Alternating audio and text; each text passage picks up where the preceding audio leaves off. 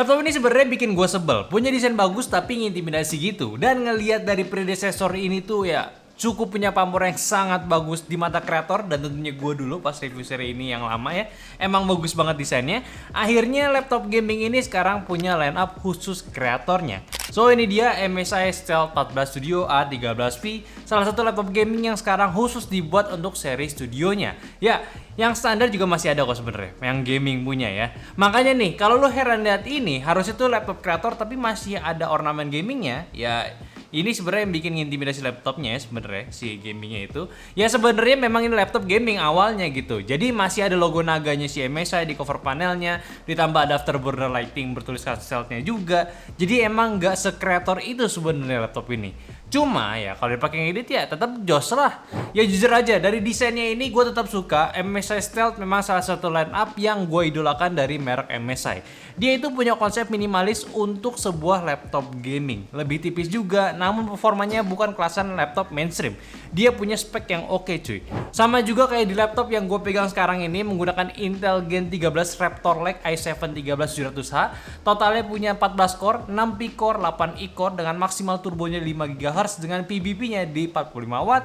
Terus juga punya iGPU Intel Iris Xe Graphic yang 96 EU. Lalu untuk si GPU discrete-nya dia pakai Nvidia GeForce RTX 4060 laptop GPU dengan memori 8GB GDDR6 dengan 3072 CUDA core-nya juga udah ready DLSS 3, support AV1 juga dengan TGP yang dibawa di laptop ini itu 90 watt. Dan juga bawaannya pun udah menggunakan studio driver Nvidia cuy.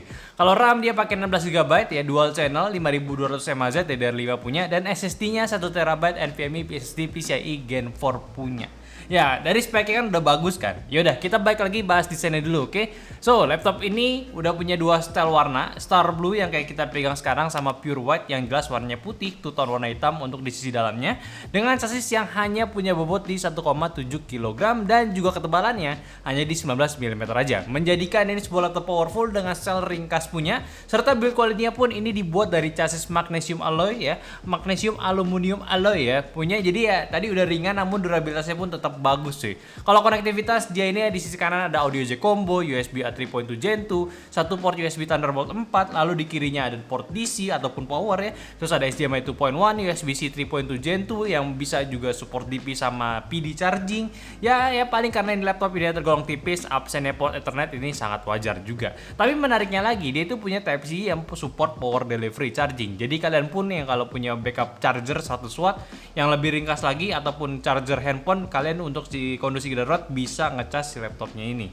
Dan buat keyboardnya dia tanpa numpad untuk layoutnya dan punya RGB per keys yang dibuat bersama SteelSeries ya. Jadi untuk pengaturan keyboardnya bisa langsung di custom melalui software SteelSeries GG jika kalian ingin mengakses ekosistem dengan gear gamingnya SteelSeries. Kalau buat typing feel sebenarnya keyboard ini juga udah enak, taktilitas juga udah pas ya, udah nyaman lah pakainya. Serta touchpadnya yang udah cukup besar ini pun sudah bisa mendukung penggunaan laptop tanpa mouse sekaligus dengan nyaman. Nah yang menarik sebenarnya itu ya ada di bagian peraudioannya. Kalau kalian lihat ada grill lubang di sebelah touchpadnya, ini sebenarnya adalah speaker tambahan selain dari downfiring dia punya. Jadi di laptop ini total itu ada 4 speaker yang sepengalaman gua ini punya kualitas yang enak banget.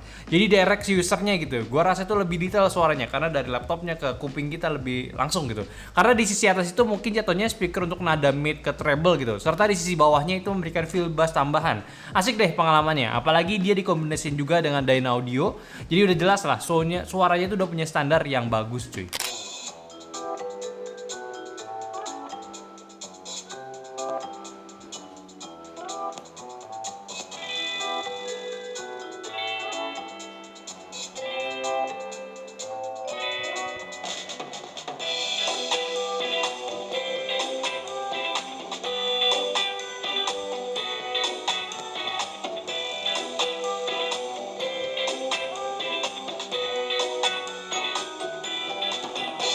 Nah sekarang kita ke bagian displaynya, yang mana si laptop berukuran 14 inci ini sudah mendukung style ya layar rasio 16:10. Rasio modern yang saat ini dengan resolusi QHD+ berpanel IPS level serta memiliki refresh rate di 240Hz. Udah bagus banget, ditambah akurasi warnanya udah mencapai 100% DCI-P3 yang artinya punya akurasi warna standar untuk kalian ngedit di laptop ini.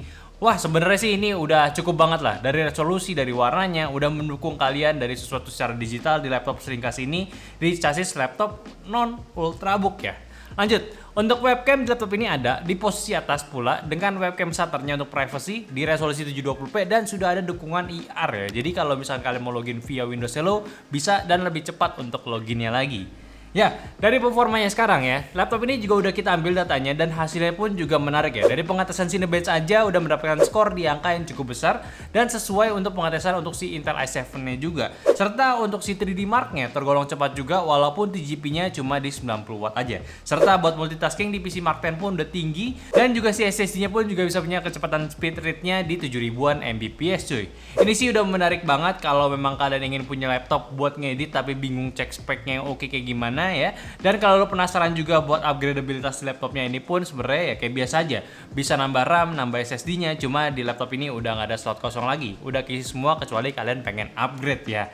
Nah, dibuat pemakaian kreator juga kalian bisa cek di sini dari Blender, SpecView, Perf dan juga Budget Bench untuk contoh pemakaian sektor produktivitasnya. Ini pun punya skor yang lumayan. Bahkan untuk di testing real use Adobe Premiere pun masih menarik kayak ada playback video 4K ini lancar semua, tambah efek juga lancar, bahkan saat render pun durasinya nggak lama. Udah cepet semua, sangat wajar apalagi sudah menggunakan Nvidia Studio Driver ya. Driver untuk pengoptimalan di software produktif, jadi lebih asik lagi. Dan untuk bermain game, dites semuanya udah dipakein QSD di mode performance-nya, hasilnya pun juga sama-sama bagus, apalagi buat main game e-sport, dia bisa kasih rata-rata FPS di atas 100 FPS semua, bahkan untuk di settingan highest-nya sekalipun, ya walaupun e-sport jarang digunakan ya untuk settingan ini. Terus juga untuk di game-game AAA, ya udah aman untuk performanya, paling untuk di game-game yang ada fitur ray tracing-nya, dan kalian yang merasakan pengalaman, ya paling solusinya diturunin aja resolusinya ke Full HD, biar dapat peningkatan performa. Soalnya untuk di game seperti Hogwarts udah mulai di bawah 60 FPS walaupun settingan DLSS-nya udah nyala juga. Tapi setidaknya secara overall ini udah bagus banget. Kayak lu bisa main hampir di semua game. Apalagi kalau lu memang mencari story gamenya ya, grafis itu nggak terlalu diperduliin, ini sih udah aman banget pakai laptop ini. Lu masih bisa main lebih lancar di QSD-nya, sekaligus juga bisa memang menarik lah ini laptopnya. Atau ya jangan lupa juga kalau memang mau fokus ke gamenya, tinggal ganti driver game ke game driver Nvidia ya, biar lebih optimal dari performance gamingnya.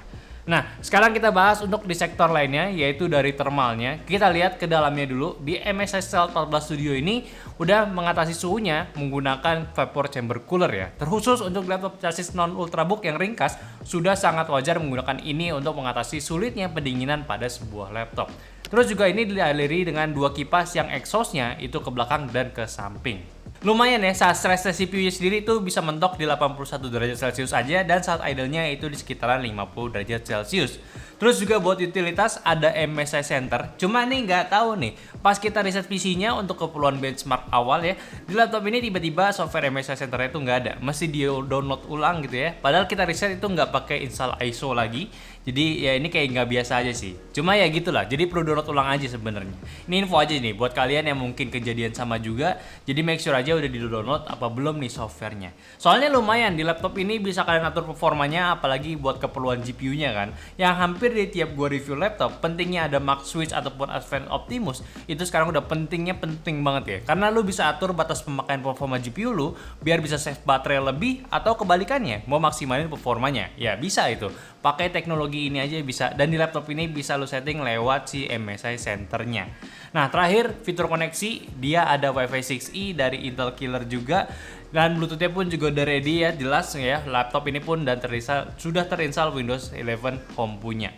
So ya, buat laptop ini sebenarnya udah bagus ya. MSI bisa convert laptop gaming stealth-nya, laptop gaming yang sebenarnya cocok buat kreator, dikhususkan lagi untuk user kreator. Ya walaupun DNA gamingnya itu nggak sepenuhnya hilang, ini malah jadi ciri khas tersendiri kalau stealth itu sebenarnya memang adalah laptop gaming. Tapi sekarang ya udah punya untuk para kreatornya. Gak cuma dari segi desain lah, dalamannya ya udah oke lah. Dari layar apalagi QHD Plus di CIP 300% cuy, udah enak banget. Layar penggunaannya luas, warnanya udah aman, gak takut gak akurat lagi. Render project pun jadi nyaman. Serta gue tadi lupa mention ya, kalau laptop ini pun sudah disertifikasi oleh Nvidia untuk Nvidia Studio-nya. GPU-nya.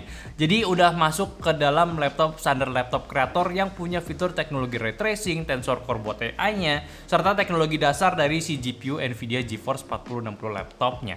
Dan balik lagi, kalau mau dipakai main game pun ini masih tetap aman. Gua sih suka sama laptop ini, masih tergolong tipis, ringan juga, dan port-portnya pun juga udah menjamin di penggunaannya itu udah aman.